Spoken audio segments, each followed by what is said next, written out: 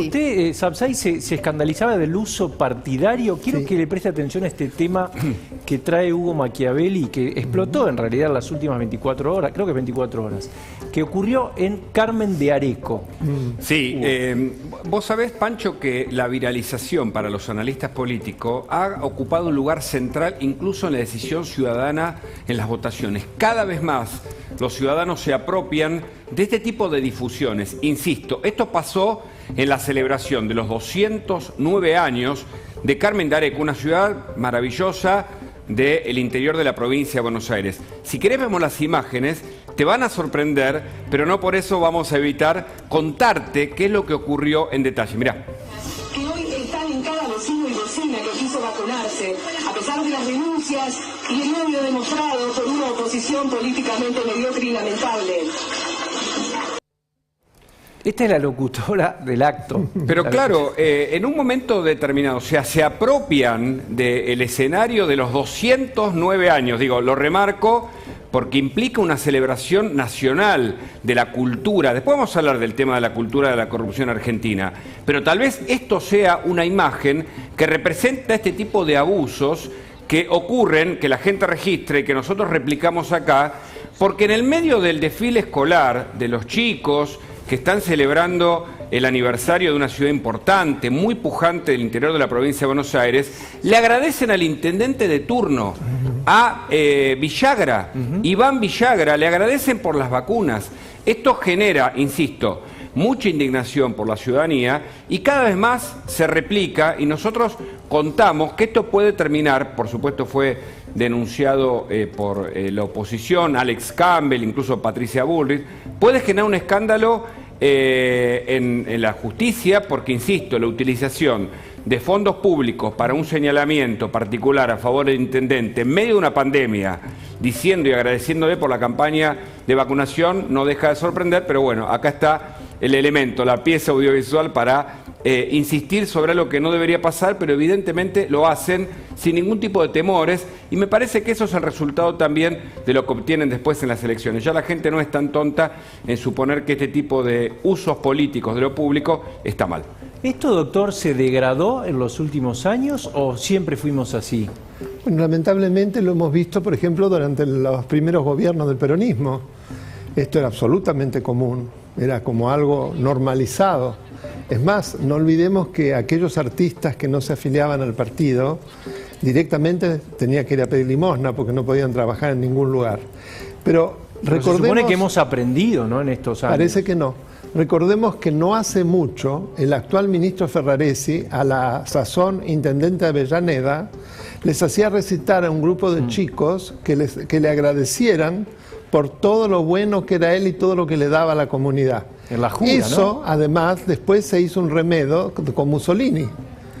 Ni siquiera es original, eso fue copiado de actos que hacía Mussolini en la Italia del fascismo, en los años 20, que eran un calco exactamente igual. Y yo me pregunto si esto será, si tendrá algún efecto, independientemente de lo ético, ¿tendrá algún efecto proselitista o no? ¿Usted qué cree? Yo creo que actualmente es contraproducente, pero que no hay duda que durante mucho tiempo, claro que tuvo efectos proselitistas, que hemos visto que también el gobernador Gil Luis Brandt ha hecho gala de este tipo también de actos, inclusive mezclándolos con lo religioso. Hace muy poco vimos precisamente con un sacerdote que lloraba y que le agradecía a este patriota, una cosa grotesca de realismo mágico de cuarta. Ahora, yo creo que en sociedades donde lamentablemente el nivel cultural es muy bajo y adrede es muy bajo, no hay duda que esto tiene un efecto. Además se transforma, es que es una especie de gran padre protector y que no tenemos otra salida que cobijarnos bajo sus polleras votándolo. Es lamentable proceder a ese fenómeno psicológico. Entonces no creamos que esto es algo que no produce efectos. Ahora creo que no. Y menos en una ciudad donde creo que la mayoría de la gente tiene un nivel muy diferente. No por despreciar a los formoseños, no es culpa de ellos. lamentablemente es lo que han hecho de ellos los dirigentes de esa provincia. El que parece reacio a no tener un rol de padre protector es Alberto Fernández, Ezequiel, porque lo vemos un poco alejado de la campaña hasta ahora, ¿no? Bueno, eso que ves, Pancho, y esto es una continuación de lo que adelantábamos ayer sobre la nueva campaña que está diseñando el Frente de Todos, sobre todo en el área metropolitana, en la provincia de Buenos Aires más particularmente, tiene una segunda etapa que es esto que estamos planteando, ¿no? Alberto Fernández va a dejar la centralidad en la campaña electoral del Frente de Todos. Una obviedad, por supuesto, sobre todo a mitad de octubre va a tener mucha más centralidad los candidatos, una obviedad, pero también porque va a haber una campaña mucho más distrital. Cada provincia va a encarar su campaña, sobre todo los gobernadores peronistas quieren encarar sus propias campañas, luego de la derrota en 17 provincias de parte del oficialismo. Y me contaban hoy que Alberto Fernández sí va a participar de algunas recorridas, pero mucho menos de actos y mucho menos teniendo la centralidad de la palabra, que fue un tema de conflicto interno. ¿Por qué es eso? ¿Es deliberado? ¿Alguien está pensando en que eso perjudica? A ver, no, hay una idea de cambiar la campaña, Pancho. De hecho, pensá que hasta la PASO, el jefe de campaña nacional, si es que había un jefe de campaña nacional, era Santiago Cafiero, desplazado claro, como jefe de gabinete, con lo cual esa centralidad que tenía la Casa Rosada y Santiago Cafiero se difuminaron. Recuerdo en la época de Mauricio Macri, nadie cuestionaba la centralidad de Marcos Peña como jefe de campaña. Bueno, hoy ese rol que lo tenía Santiago Cafiero ya no existe más. Con lo cual empezamos a ver campañas municipalizadas, distritales, Insaurralde en la provincia de Buenos Aires, Santoro ocupado de la ciudad de Buenos Aires con su equipo, con Mariano Recalde, un poco senador lo que nacional. Decía Rodríguez Sá, ¿no?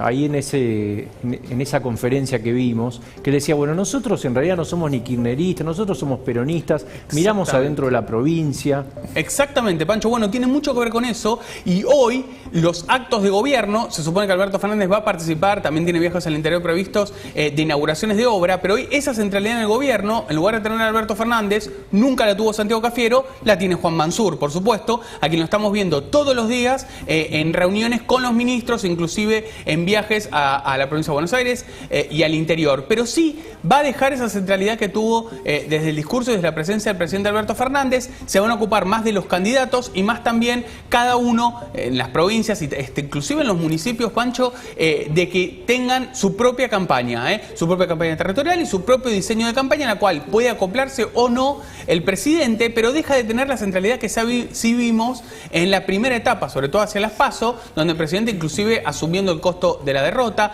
presentándose todo el tiempo con los candidatos. Esas imágenes no van a estar, por lo menos durante el mes de octubre, sino que vamos a tener a los candidatos. O sea que Victoria Tolosa Paz va a aparecer. Va a aparecer, pero en la provincia de Buenos Aires, porque ya no la vas a tener en un acto masivo de obras, sino la vas a ver con dos intendentes, la vas a ver con Axel Kicillof, la vas a ver en una recorrida, pero no en un acto masivo donde el presidente la encabece, como sí vimos previo a las PASO. Y ese te diría que es el cambio más fuerte que estamos viendo.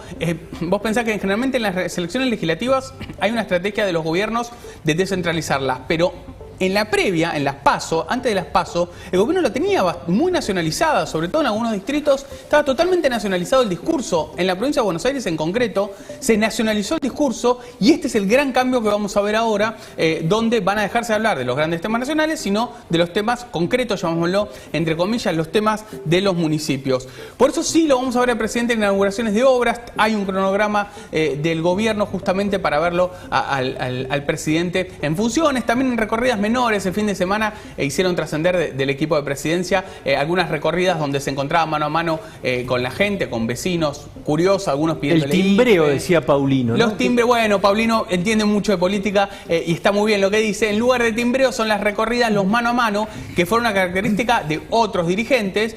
Bueno, empezaron a mostrarlo al presidente así, pero no con esa voz altisonante que lo vimos previo a las PASO, y eso te diría que es un cambio, va a ser un cambio muy muy grande de acá a noviembre, con la esperanza del gobierno de repuntar, de intentar conservar algunos votos que se habían perdido y sobre todo pensando a ver si se puede achicar el margen de diferencia a nivel nacional, que fue de casi 10 puntos conjuntos para el cambio, en especial en la provincia de Buenos Aires, que fue, les diría, la gran sorpresa de la elección, como así en algunas de las provincias que eligen senadores, como Chubut, por ejemplo, o inclusive, les diría más, en Formosa, por eso en un ratito les voy a contar una noticia con respecto a Formosa, la diferencia con Infran, si vos tomás las dos facciones Juntos por el Cambio, fue mínima, un punto y medio.